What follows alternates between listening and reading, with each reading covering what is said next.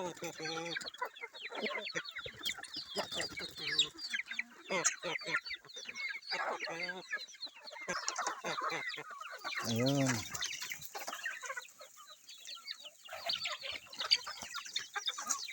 Yan, for sale manok. Ano, mili lang kayo, for sale lang manok. Yan, for sale. Yan, ito yung manok dito sa farm, for sale yan, for sale. Yan.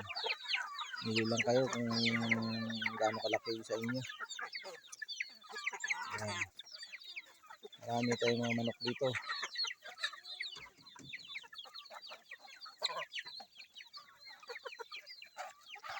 Ano, yung mga manok natin.